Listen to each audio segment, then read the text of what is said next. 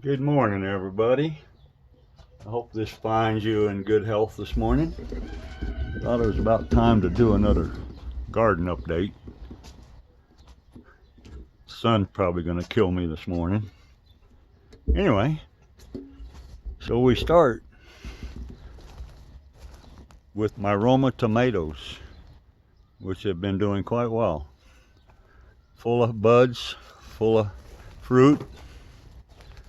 In here I have a couple of mixed up tomatoes. I have a Acer 55 and a Rutgers, which are eaters and canners. The Romas, I'll can all of those. And then my great experiment over here, which I love. These tomatoes were planted in January in a little tiny makeshift greenhouse. They're doing quite well.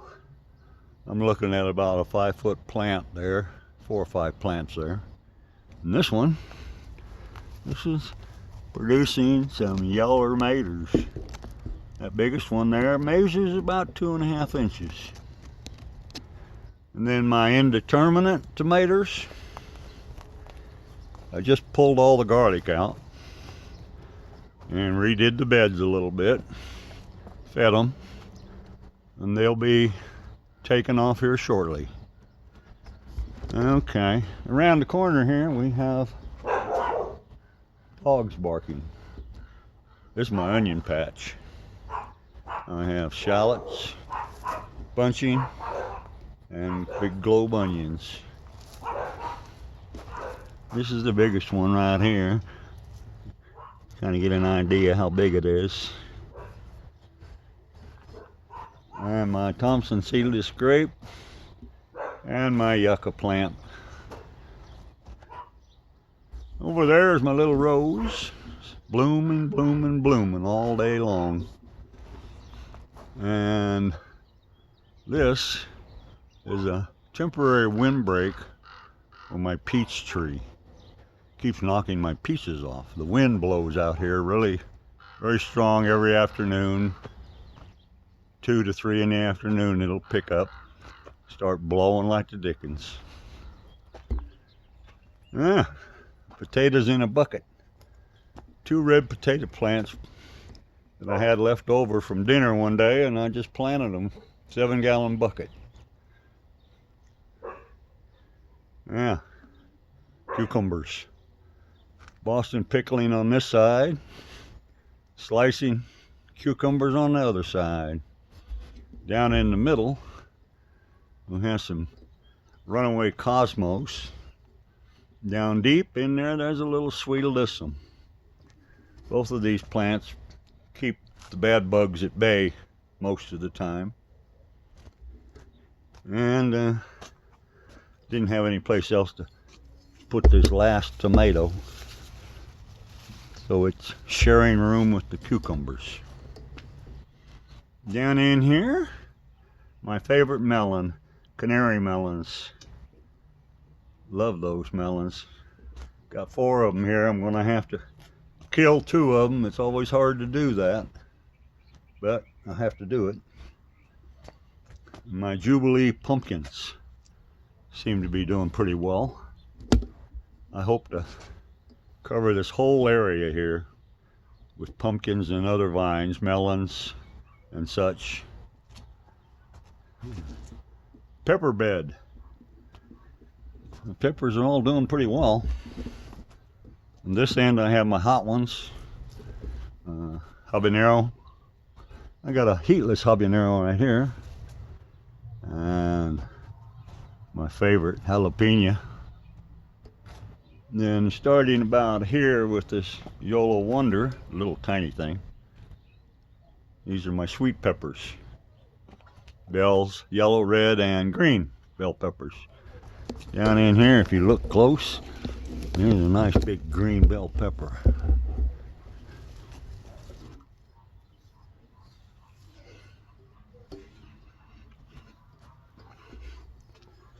And I see some more peppers down there. Looks like I got about 5, 6, 5 or 6 on this plant.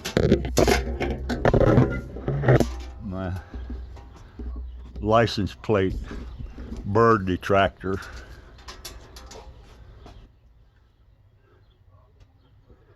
On this corner here are my sunflowers, and they're really starting to take off.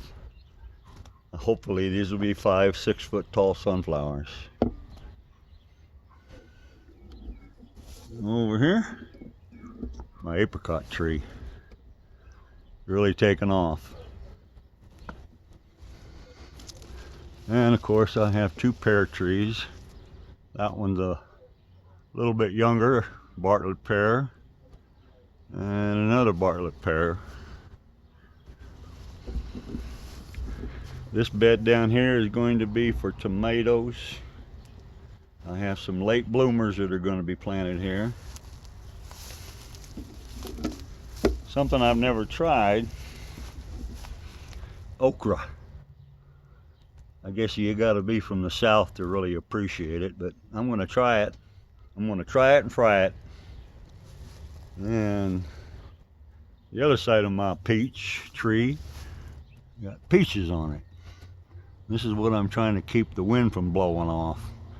I have maybe 2 dozen peaches on this tree. All right, now we're going to go into the arch, what I call it.